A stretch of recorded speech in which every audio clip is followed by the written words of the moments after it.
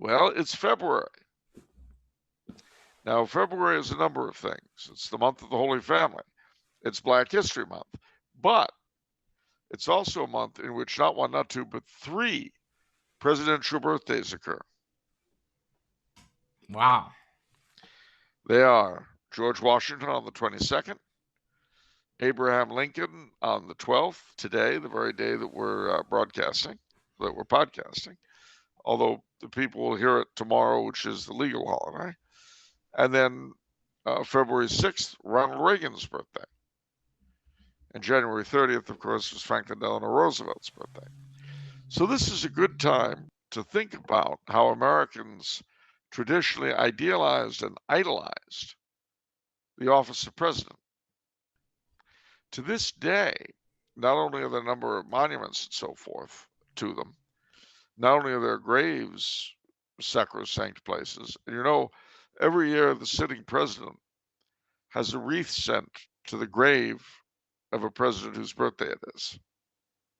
So, like today, the White House would have sent a wreath to Lincoln's tomb in Illinois.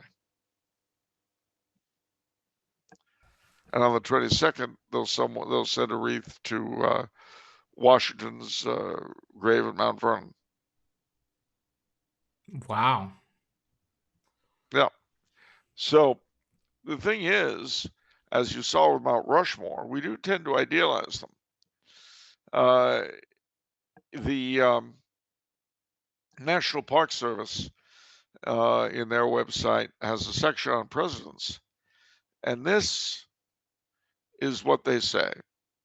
They've got guides to the various presidential homes and museums and all that. American presidents seem bigger than life, but many were just ordinary citizens who found themselves in the right place at the right time. They had the right ideas and qualities to become president of the United States.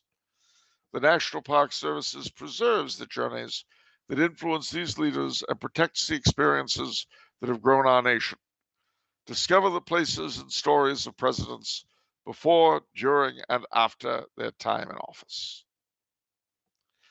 And that is marked Hail to the Chiefs. And you know where that comes from? What? The Presidential March, Hail to the Chief.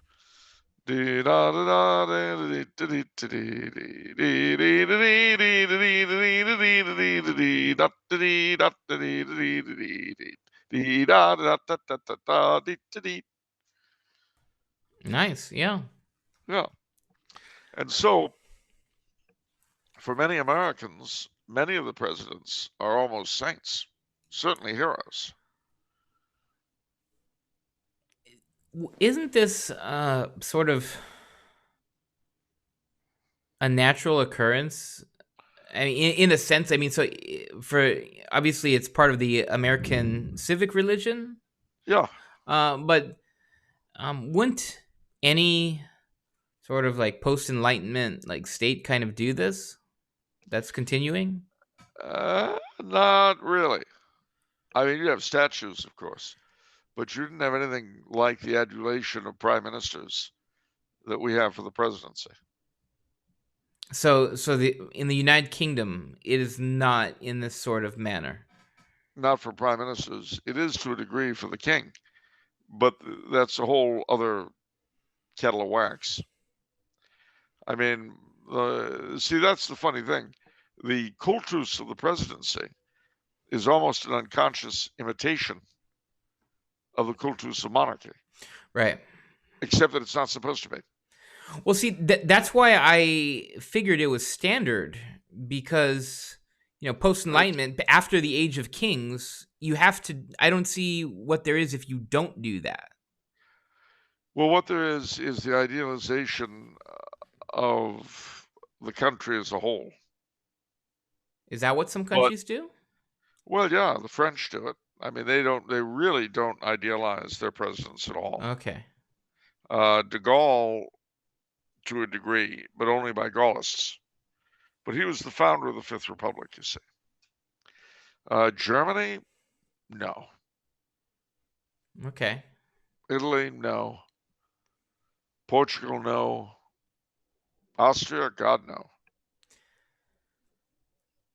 So, do you feel that's, in a sense, for the state, is that a strength, a weakness, or just kind of weird?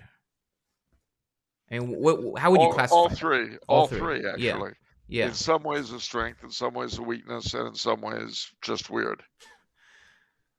Because I mean, the take, if you will, those presidents whose culti are the most developed. Washington, Lincoln, I would argue Teddy Roosevelt, JFK, and FDR, and Reagan. Now, there's a lot of ideological division amongst these men, but their devotees adore them. And it's interesting, if you go to the libraries slash museums and other places associated with the different presidents, they are staffed by people who idolize them. I mean, that makes sense. If you were going to go to, say, the Nixon Museum, uh, you'd be a little put off if the docents and everyone kept telling you what a crook Nixon was. Of course, you're going to emphasize his better points and so on. You'd expect that. But there's an inherent contradiction there because the presidency is a political office, not a neutral one. When monarchy was effective, politics as we think of it didn't exist. And in those crown republics that we still have, like Britain and Spain and Sweden and all that, the whole point of the monarch is to be above and beyond politics. Right. So this kind of idealization of a specifically political figure, now, which you would see, to be fair, you would see in dictatorships. Okay. But I don't think you see it in a country that is not professedly a dictatorship. I don't think you see it the way we do it anywhere else. Do you feel that aspect of our culture is eroding and that won't be so much, that won't be as reinforced anymore Yeah, moving forward? I think it's definitely decaying, as the whole civic religion is. I mean, the respect to the flag, the love of the Constitution, and all this kind of stuff. It's all falling to pieces. The woke attacks on the founding fathers, and so on and so on and so on, which it leaves one in a little bit of a quandary because, on the one hand, objectively speaking, the civic religion wasn't true, and in a lot of ways, adherence to it in some areas damaged the Catholic faith. But on the other hand, another standard, it did allow the country to function because every country has to have a dominant philosophy, a state church, so to speak, just to exist. Ideally, if you're going to get rid of the worship of Jupiter, you start worshiping Christ. Unfortunately, we're in a situation where Jupiter is being dethroned, but he's not being replaced with anything real.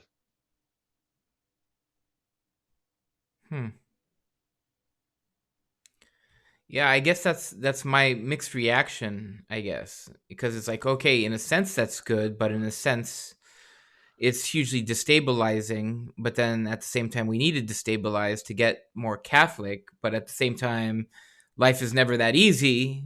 So No, it's really complicated, right? There all these it's things very start rushing into complicated. your mind. It's very complicated. As things stand, Catholics are the last people on earth to evangelize, from pope to pupil, all the way down. We ain't interested in evangelizing. We're interested in going along to get along. That is true. But I feel that something is cooking up, though. There's still stuff happening underneath the surface, and I Well, feel like Catholics, as a whole, I feel like we're praying more. I feel like the devout are really putting big numbers up, and I feel like that's well, how Roe v. Wade got overturned. I certainly would agree with you. I just think that it's important that we remember that the prayers and actions of each of us are required. Right. if anything decent is going to come out of all this.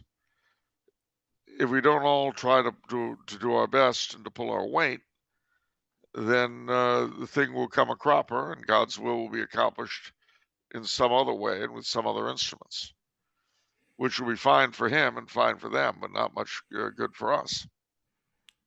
Right. I mean, honestly, I would rather see a Catholic government in Washington and the National Cathedral be Catholic, and the 50 states, as I have known them, somewhat resembling their current state, their current thing, rather than a group of small Catholic kingdoms constantly at war with each other. Right. But who knows what we'll have in 500 years? The best part of it is we won't be around to be upset by it. If we're in heaven, all this will seem like a bad dream, and we'll be putting our energies to interceding for the true, the good, and the beautiful. If we go to hell, of course, it won't matter. We'll each be on our own agonies. Does that make me a bad person if I don't care what it's like in 500 years? I wouldn't say it makes you a bad person, but I would say it makes you a little bit imprudent, especially if you have children. If I have, well, I didn't say I wouldn't care about what happens in 100 years. Because my children aren't going to be alive, and my grandchildren aren't going to be alive 500 years from now. You don't know that. What if they find a life-extending chemical in fox bodies? Did it ever occur to you that foxes might have... Sounds like witchcraft to me. Sounds like alchemy. No, it's called science.